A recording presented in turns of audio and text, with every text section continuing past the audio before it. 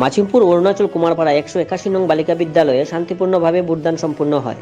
কাছাড় জেলার অন্তর্গত মাছিমপুর অরুণাচল কুমারপাড়া 181 নং বালিকা বিদ্যালয় ভোট কেন্দ্রে প্রতি বছরের মতো এবছরও শান্তিপূর্ণভাবে ভোট হয়েছে।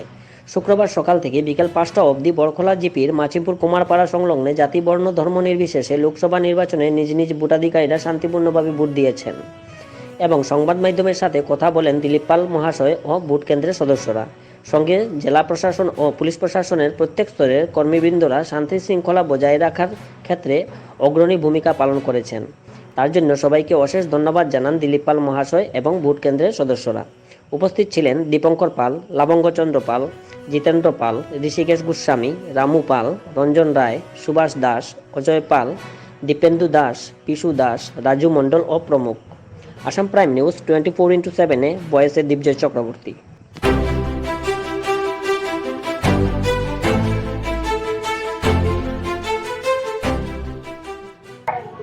এবারে নির্বাচনে আমি দেখছি যে আমাদের এই 4-5 বুথ সেন্টারের মধ্যে যেরকম শান্তিপূর্ণভাবে ভোট হইতেছে পিসফুলিভাবে, আশেপাশে যে সেন্টারগুলো আমি খবর নিচ্ছি এইগুলোর মধ্যেও শান্তিপূর্ণভাবে ভোট হচ্ছে। আমার আশা রাখি যে এইবারের ভোটে আমাদের প্রার্থী পরিমল শুক্লবৈদ্য মহাশয় কমসে কম তো 2 থেকে 2.5 লাখ ভোটের ব্যবধানে জয়ী হবেন। তাছাড়া আজকে আমি দেখছি যে অনেক সম্প্রদায়ের ভোট যারা ভোট দেয় না, আমাদের বিজেপিতে যেমন মাইনরিটি আছে, এর মধ্যেও অনেক 10 থেকে 15% ভোট নিশ্চয়ই স্বাভাবিকভাবে আসছে। এ নিয়ে আমি এটা অনুমান করছি, কিংবা আমাদের এই এলাকার মানুষের যেটা অনুমান আছে যে 2 থেকে 2.5 লাখ ভোটেই তোমার জিতবেন।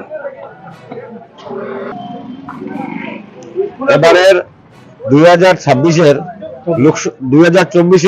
লোকসভা নির্বাচনে যেভাবে আমাদের লোকেরা উৎফুল্লিত হয়েছেন, এটা খুব আনন্দের বিষয়।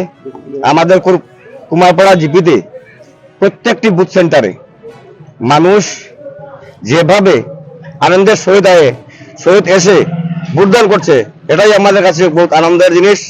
আর সবার কাছে আশা যে আমাদের ভারতবর্ষের আগামী দিনে প্রধানমন্ত্রী আবার নরেন্দ্র মোদীজি হবেন, এবং তৎসঙ্গে আমরা ভারতবর্ষের সরকার করব, সে করতে আমরা 400 সিট যে কোনো ভাবে আমরা জিতবো, সেটা আমরা আশাবাদী। আর আমাদের শিলচরে যিনি প্রার্থী শ্রী পরিমল শুক্লবৈদ্য, উনি আমার আশা উনি 3 থেকে 3.5 লক্ষ ভোটে আমাদের শিলচর লোকসভা কেন্দ্র থেকে নির্বাচিত হবেন। তৎসঙ্গে আমাদের পুলিশ প্রশাসন যারা আছেন তাদেরকে আমরা ধন্যবাদ জানাই। যারা প্রিজাইডিং অফিসার এসেছেন এখানে, তারা খুব সুন্দরভাবে কাজ চালিয়ে যাচ্ছেন, উনাদেরকে আমরা অশেষ ধন্যবাদ জানাই। আর আমাদের যারা গ্রামের লোকেরা আছেন, সবাই যেভাবে উৎফুল্লিত হয়ে ভোট দিচ্ছেন, তাদেরকেও আমরা আন্তরিকভাবে ধন্যবাদ জানাই ভারতীয় জনতা পার্টির পক্ষ থেকে। এই বলে আমি আমার বক্তব্য শেষ করলাম। আমরা এখন দাঁড়িয়ে আছি আমাদের কুমারপাড়া এলপি স্কুল বালিকা বিদ্যালয়, ওখানে আমার ভোট কেন্দ্র, ভোট গ্রহণ চলছে। এখানে দুটো বুথের ভোট হচ্ছে, ভালো সাড়া দেখা যাচ্ছে। এখানে প্রায় 87% অ্যাভারেজ কেন্দ্রে ভোট হলো। ভালো লাগছে উৎসাহ দেখে। আর এই এলাকাটি এখন ডিলিমিটেশনের পর শিলচর বিধানসভার অন্তর্ভুক্ত হয়ে গেছে।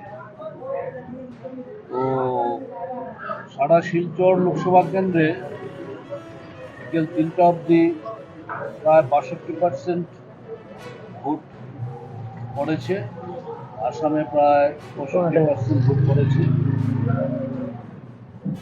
আশা করা যায় সেটা অ্যাভারেজ 70-75 হয়ে যাবে, বা বেশিও হতে পারে। 75 তো হবেই আশা করি। দেখুন, বলতে গেলে এবারে নির্বাচন আমাদের শিলচর কেন্দ্রের কথা বলছি, অনেকটা একপেশে হয়ে যায়। বিরোধী দল বলতে কিছু নেই, 2জন প্রার্থী আছেন তাদের, কংগ্রেসের এবং তৃণমূলের। তো আমি তো সকাল থেকে ঘুরে বেড়াচ্ছি আমাদের বিভিন্ন কেন্দ্রে শিলচরের। কংগ্রেসের কোনো অফিসে বা তৃণমূলের তো কিছুই দেখতে পাইনি, কংগ্রেসের খুব একটা নেই।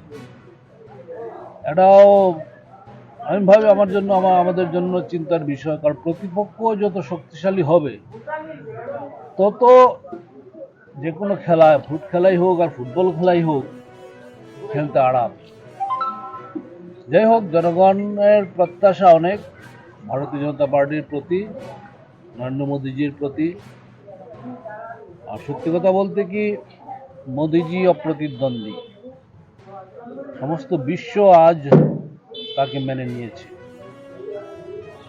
আর সবচেয়ে অদ্ভুত ব্যাপার, বিরোধীরা জোট বেঁধেছে সর্বভারতীয় স্তরে এনডি জোট, INDIA অ্যালায়েন্স, কিন্তু তাদের প্রধানমন্ত্রী প্রার্থী এখনো তারা খুঁজে পায়নি।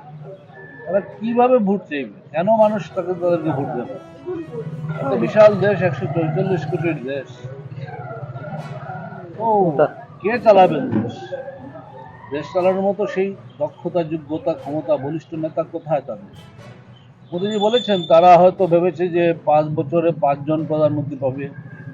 একজন হয়তো রাহুল গান্ধী 1 বছর, তারপর 1 বছর প্রিয়াঙ্কা গান্ধী, তারপর 1 বছর কেজরিওয়াল যিনি জেলে আছেন এখন, তারপর হয়তো বা মোলায়েম সিং যাদবের ছেলে, তারপর আবার নতুন দাবিদার উদ্ধব ঠাকরে, তারপর মমতা ব্যানার্জি তো আছেনই এক পায়ে খাড়া।